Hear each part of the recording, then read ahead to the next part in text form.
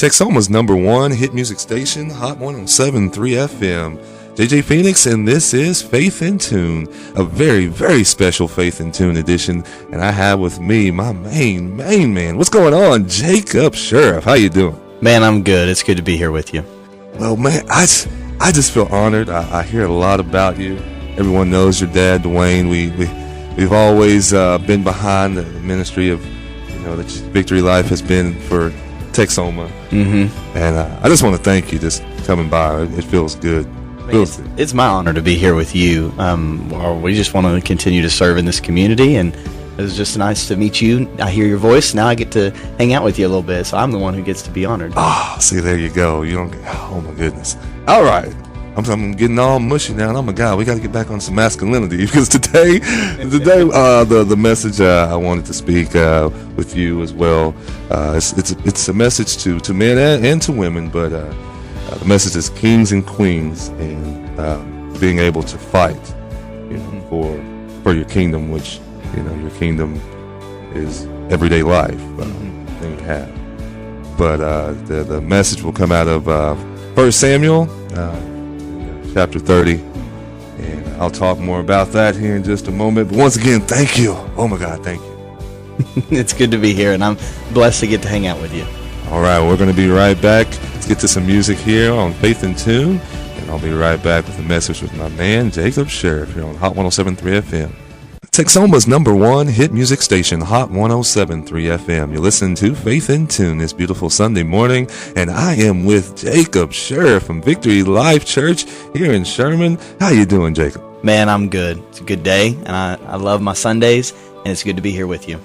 Well, before we get into the word today, what? Go ahead and let everyone know, when they can come to Victory Life, and what your service hours are.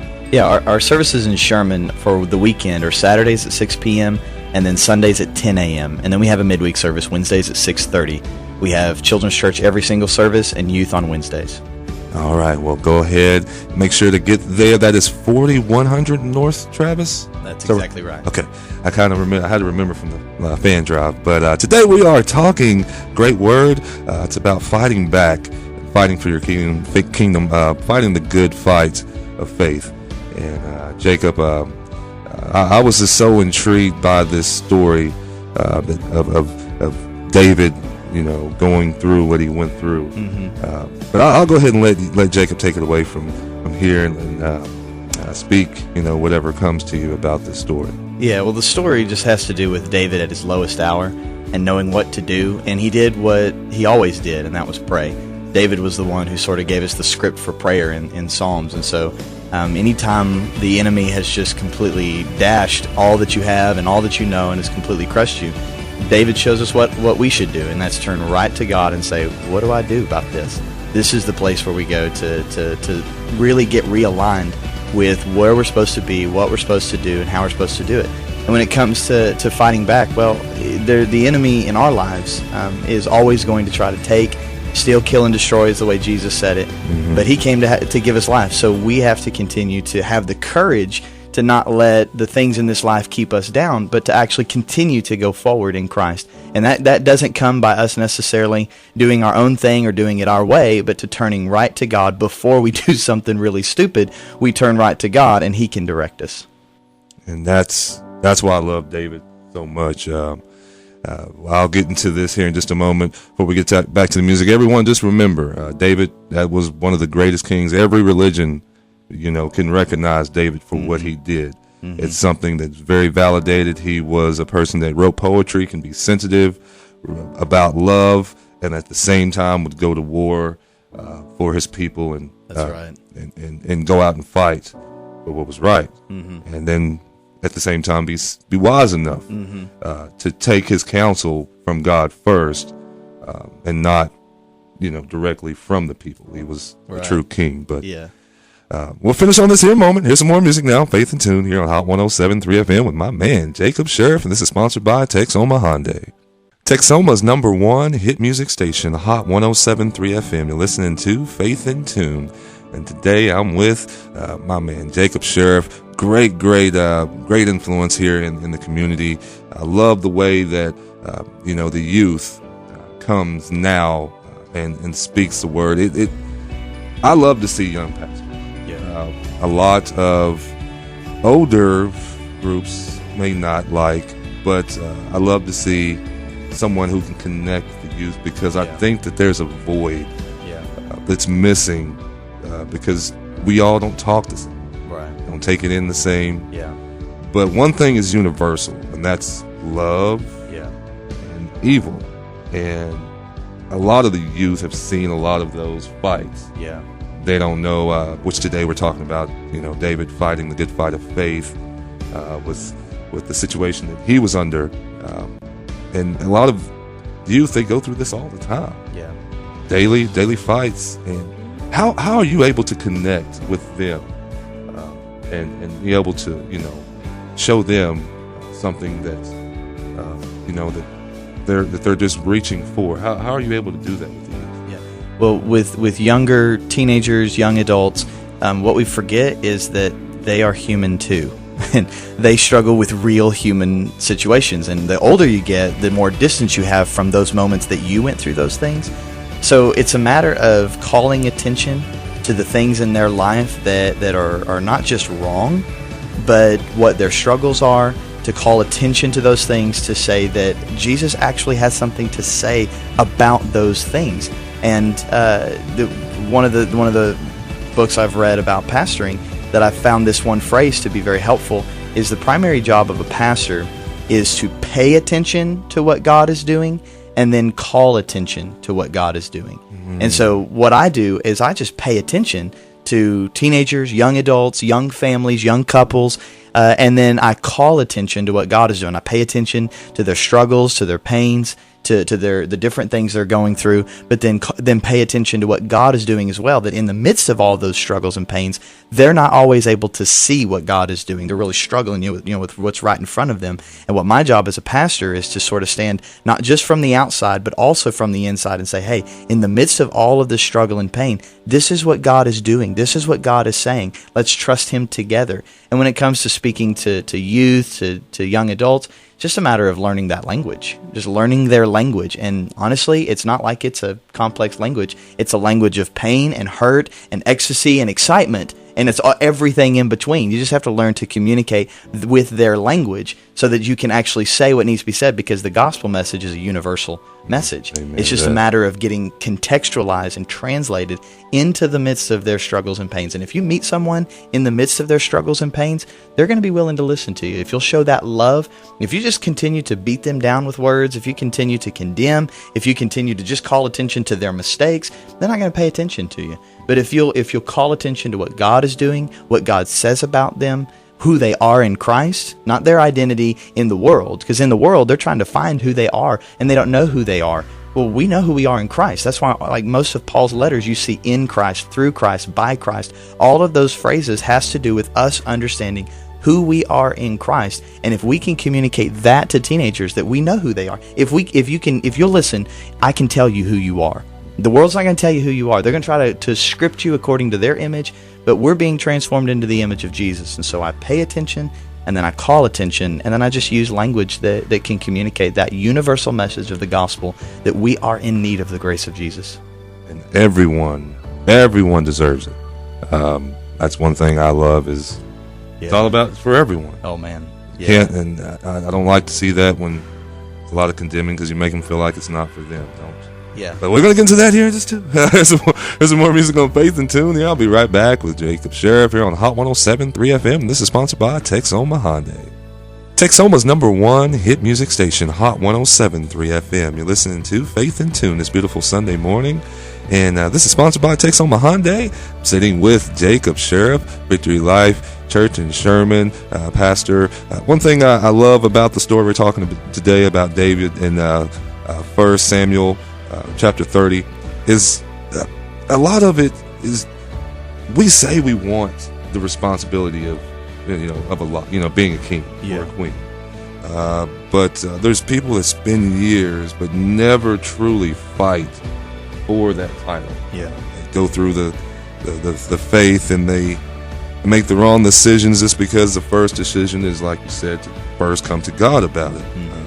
Especially whenever you're under a lot of challenges, which there should be something in you that loves to respond to the challenge. Yeah. That knows that the fight is coming, that knows that that's part of carrying the cross, as you have to suffer. But also in the Bible, it can be, mistaken the wrong way. But the kingdom suffereth violence, and the violent take it by force. That may not mean in David's time where it was war. Yeah. But now it's a lot of mental wars that you're going through every day. What are some of the things that you could speak about this situation and how to deal with those? Yeah. Those wars. One of the key things, there's two main things with those. I mean, there's probably dozens, but the two that I think kind of stand towards the top when it comes to leading. As a man, we're leaders of our home, leaders of our wives. Our wives are equal with us, but we're responsible. Responsibility is the first thing. If you're going to be a leader of anything or anyone, you have to learn responsibility. And so when it comes to a tragedy like this, the king becomes responsible. He might have not been directly responsible, but as the leader, he's responsible. So when it comes to the battles that we face, the easy thing to do is to say, well, it's someone else's responsibility. No, it's our responsibility. And the second thing is courage. I think courage, it might not be the main reason why you become a leader, but it does validate you as a leader. Courage validates you as a leader. And when you go through something like this, the easy thing to do is back out. When you go through the mental wars that we go through now, the spiritual attacks we go through now, the easy thing to do is just back up. Well, it's not worth the trouble. It's not worth doing that. Well, we have to see within ourselves. One of the things that even Paul says at the end of, I believe it's 1 Corinthians, he says that to be strong and act like men. And the phrase there actually has to do with taking courage, being courageous. And that's what's going to strengthen us as leaders, not just men, but women as well, is to when we face troubles like this, when we face tragedies, when we face internal struggles or external struggles, we have to take responsibility. I'm responsible for my kids. If something's wrong, I'm responsible. So I've got to be responsible, and then I've got to have the courage to actually go through what I need to trust the Lord, the courage to trust the Lord and do what He's called me to do. If He's called me to do something and I start suffering because I'm in obedience, I can either back up, I can either, I can back up and back out, or I can actually have the courage through His grace and strength to do what He's called me to do. And if He's called me to do it, then He's provided the strength to actually do it. So I think the key things that, and when you go through something like David had to go through, is understanding your responsibility and then having the courage to do what you're supposed to do. We're going to hit on those two things. Responsibility first here in just a moment. Let's get back to the hot music here on Faith in Tune, Contemporary Christian, from 8 to 10 every Sunday morning with a great message right now with Jacob Sheriff I have in with me. It's such an honor. We'll be right back, and this is sponsored by Texoma Hyundai. Texoma's #1 hit music station, Hot 107.3 FM. You're listening to Faith in Tune this beautiful Sunday morning. And this beautiful Sunday morning, I'm with Pastor Jacob Sheriff, Victory Life Church in Sherman. We're talking about the story of David in Samuel 1, chapter 30. And one thing about David I love is he took responsibility. Yeah. A lot of the times as men, you do have to hold yourself up to a certain, status. Mm-hmm. And you know who you are. David knew he could strike down a giant because he spent years fighting lions and bears, protecting the sheep, when no one really understood that. But by the time he reached the giant didn't understand what he was up against. It didn't matter what David had in his hand. If you can do those things to animals, there's nothing you can tell. But that's something totally different. I want to talk about the responsibility because even as David, he had a king as a father. He was, how can I put it? They let him take his own responsibility as a kid. A lot of the times the parents, they try to step in and they want to get in the way of controlling the kids and saying, well, I'm going to take control. No, sometimes you need to let your kid learn. Yeah. How can they truly learn how to do something without you around if you don't let them take the responsibility? Let them learn how to come to God about it. Yeah. Let them learn how to suffer the consequences and how to get back on track. Yeah. But what are your thoughts on that?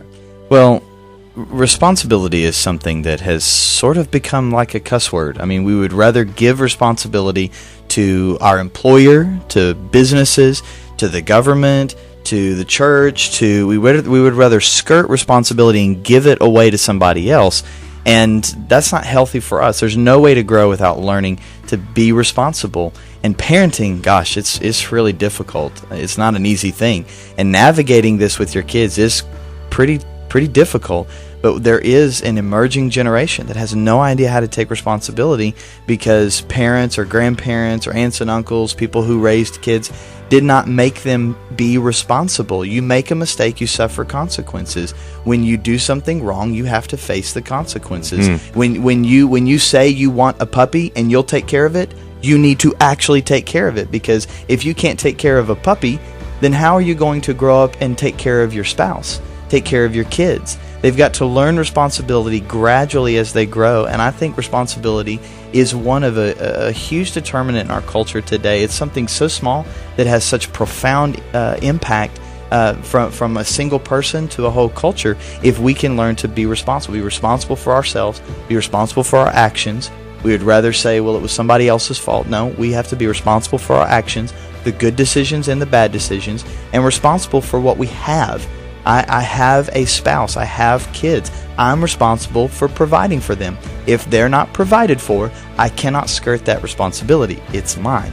And what responsibility does is it makes you grow, not just as a leader, but as a person. As a person, we grow by taking responsibility. And David showed us that by being responsible. Even if he wasn't directly responsible, he as a king is responsible for a nation, and he took that, and we can see a great model in him because of that.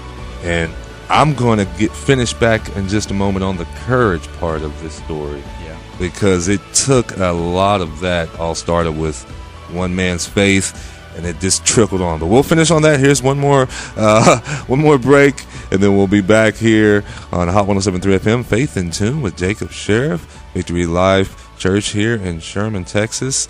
And this is Hot 107.3 FM, your Hot 107.3 FM, Texoma's #1 hit music station.